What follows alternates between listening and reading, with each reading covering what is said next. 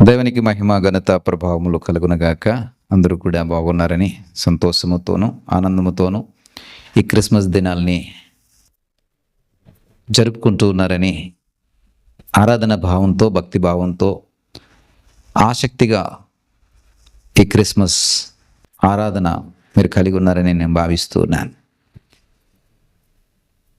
ఈ సంతోషము ఈ ఆనందము నిత్యము నీ ఇంటిలో ఉండాలని నా ఆశ, నా అభిలాష.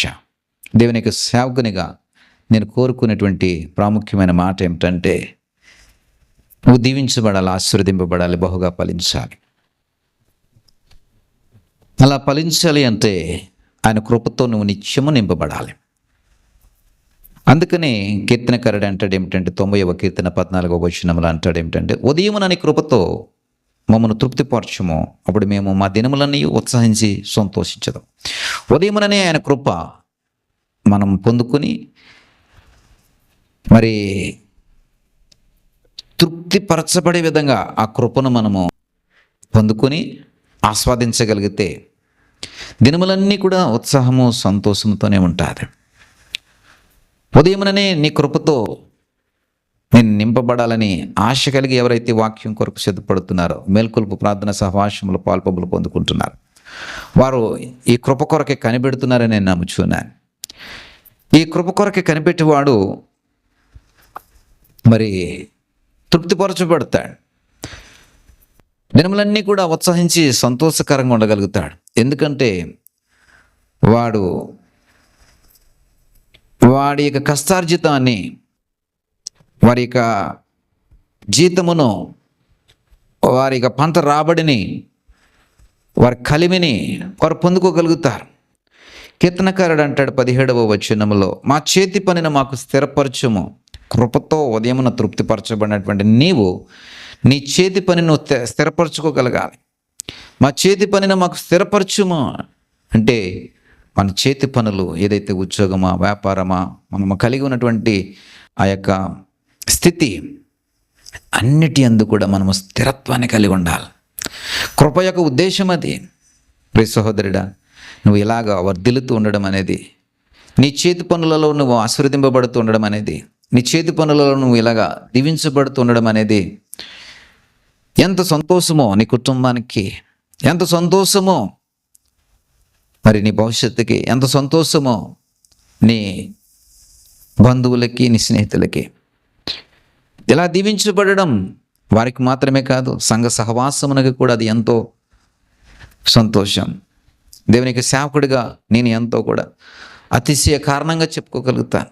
ఎందుకంటే వీరు స్థిరపరచబడిన వారు, వారి చేతి పనులలో ఆశీర్వదింపబడిన వారు, వారి ఉద్యోగాలలో దీవించబడిన వారు, వారి వ్యాపారాలలో వర్ధిల్లుతున్న వారని నేను ఎంతో అతిశయ కారణంగా చెప్పుకోగలుగుతాను. ప్రియ సహోదరుడా, మరి ఈరోజు మా ఆడిటర్ దగ్గర నేను మాట్లాడినప్పుడు ఆడిటర్ ఒక మాట చెప్పాడు. ఏమిటి ఆ మాట అంటే, ఒకడికి రోగము రావడం అనేది వైద్య వృత్తిలో ఉన్నవాడికి సంతోషాన్ని ఇస్తుందని, అలాగే ఇద్దరు గొడవలాడుకోవడం, ఇద్దరు తగాదాలు పెట్టుకోవడం, ఇద్దరి మధ్యన విభేదాలు తలెత్తడం అనేది ఒక న్యాయవాది వృత్తిలో ఉన్నవాడికి సంతోషాన్ని కలగజేస్తుందని. అంటే వాడి జీవనం, ఈ న్యాయవాది యొక్క జీవనం వారు కొట్టుకుని చావడం అనేది, వీడు రోగంతో చావడం అనేది వైద్యునికి జీవనం. కానీ ఒక సేవకుడికి సంతోషము, ఒక సేవకునికి ఆనందము ఎక్కడంటే, సంఘములో ఉన్నటువంటి ప్రతి విశ్వాసి తమ యొక్క చేతు పనులలో వారు స్థిరపరచబడి ఆశీర్వదింపబడి వర్ధిల్లుతూ ఫలిస్తూ విస్తరిస్తూ ఉన్నప్పుడే ఆ సేవకునికి అది సంతోషమని. ఇలాగా నువ్వు దీవించబడాలి, ఆశీర్వదింపబడాలని కోరుకుంటున్నాను. గల కారణం, ప్రియ సహోదరుడా, నువ్వు దీవించబడితే నువ్వు అక్కడివే కాదు, అది అందరికీ కూడా ఆశీర్వాదకరంగా ఉంటుంది. అలా దీవించబడాలి అంటే ఉదయముననే దేవుని యొక్క కృప చేత నువ్వు తృప్తిపరచబడాలి.